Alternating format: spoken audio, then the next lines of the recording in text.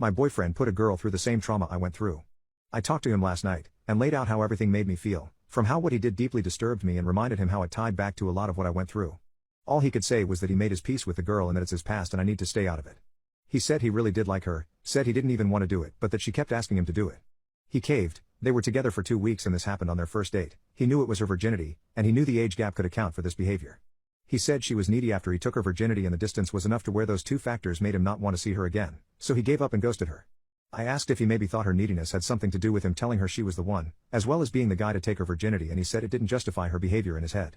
I asked him if he felt remorse for it and he refused to give me a straight answer. I asked him again and he said that he knows I was hurt but that his peace was with her and that he owes me nothing here. I explained I wasn't looking for an apology, I just needed this one basic sign that he had changed. That one sentence would differentiate himself from the guy from my past as well as show growth in himself from his past. He told me I was crossing lines and should back the F out, called me unreasonable, ridiculous, and told me he thought better of me.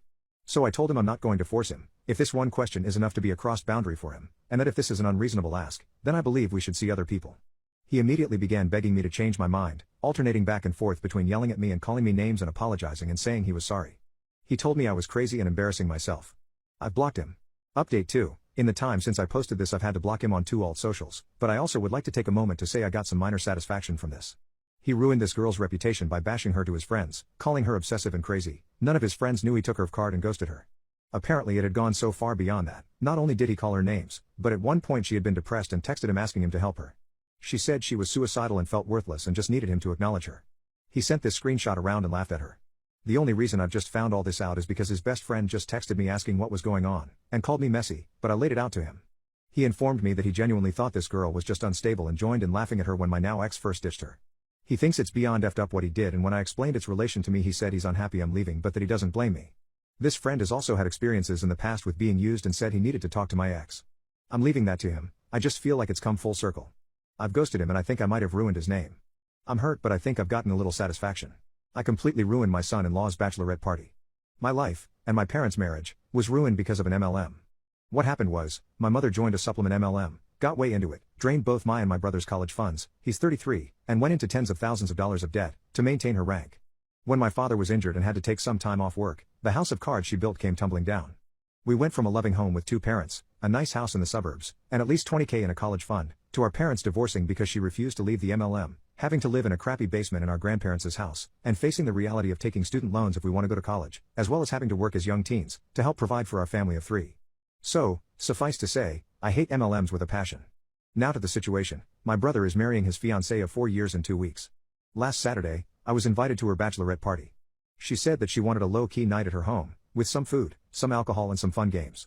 I get there, and including her, there are 14 other women. 3 of them are my cousins, who are 19 and 18. After I arrived, I was the last one there because I live 3 hours away. One of the women stood up and said that the fun can now begin. Then, she dragged a chest of sex toys, and started pitching us her MLM. From the get-go, she said that my son-in-law agreed to host, and at the end of the night, depending on how much we got, she will get some money to help with her honeymoon. I was fuming. She knew how much both I and my brother hated MLMs, so I just stood to leave. Then I told my cousins to grab their bags and follow me. They tried to stop me, son-in-law and MLM hun, but I just said that we had to leave. But then, I couldn't just leave the other women to be preyed on.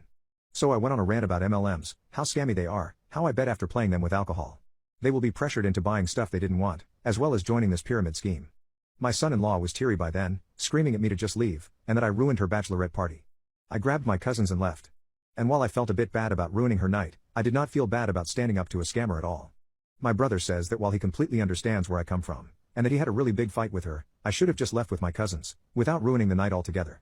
Am I in the wrong, folks? I got blowed by my best friend and I don't think his wife knows. So, this happened 4 years ago. I was 23 years old at the time I got blown by my best friend, who was 22 years old. We were drinking to celebrate me getting a new apartment. To do this we got wasted, as we have for years. Well, this night I got blackout wasted and could barely walk. We went to some railroad tracks near my place. Walking back I dropped the rest of our bottle, had to climb the stairs as I could barely stand. We get to my empty living room.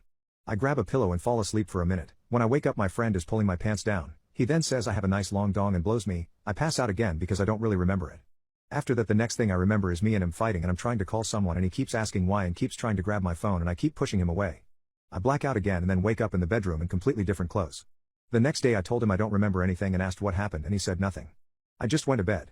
The next day I was going to see a girl I was dating at the time, however I wanted to throw up. I felt so dirty and wanted my long dong to fall off. The anxiety was overwhelming. She noticed, but I just said it was a hangover. I told myself it didn't happen. I immediately stopped drinking with this friend and didn't see him for 2 years. Then one day he tells me he is getting married. However, he didn't invite me or another mutual friend to his wedding, but we all did meet before the wedding to meet his wife. Seeing him still gave me very bad anxiety, and I really don't think his wife knows. I mean, I wasn't invited for a reason. What should I do about this? You bullied the special needs kid? We're going to troll you. This guy named Michael has Down syndrome, and he is at the gym with his father 4 days a week around the same time. He is very nice and positive. He yells encouragement and compliments to people working out. When he arrives at the gym and if he sees me, he yells very loudly, something like, "Hey! How are you? Glad I can see you." And if he likes my shirt, he tells me he likes it and the things he likes about it. Michael is a genuinely good person and I love seeing him when I work out. When he's working out, he makes loud ooh sounds that sound like a cow going moo but without the M part. It is very loud, especially when he is getting in the zone in his workout. If you've never seen him, you'll look up, see him lifting like a beast, and being the mature adult you are, can tell he has Down syndrome. Mind your own effing business, and go back to your workout. Apparently that was too hard for someone this evening. A lady with her training group, about 5 people total, were working out next to Michael. How the gym is laid out, the aerobics/stretching area is next to the dumbbells. Still plenty of room for everyone. Michael is doing his thing, having a great workout, but is getting very loud. His father is nearby working out on the machines near the dumbbell area. One of the ladies gets annoyed and walks up to him and yells at him to keep it down. *1 I know the father, we have similar jobs and talk sometimes about work. We both made eye contact and our eyes widen. We are both thinking, what the F is wrong with her? Michael is not hurting anyone. Almost everyone has on headphones, anyway. Michael said, "Okay." Very loudly. That's just him, but it felt like a hilariously smartass response. Ha ha. Everyone gets back to their workouts. Michael obviously is just as loud as ever making those noises. Lady gets pissed, walks up to him, and literally yells at him to keep it down. Father is understandably angry.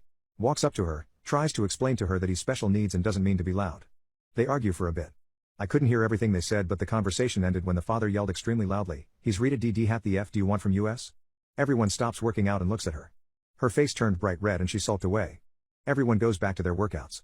The petty revenge part, my workout buddy and I decided that we really needed to work out our abs, so we did some sit-ups in the stretching area next to their group, and grunted loudly when we got to the last few reps. They said nothing to us, though, but we still had fun. Edit, while I was writing this, my workout buddy said he thinks she was angry because they were trying to record a video and his noises were ruining the recordings. Didn't think of that. Now it makes sense why she was getting so angry. Michael probably kept ruining her takes. Hee.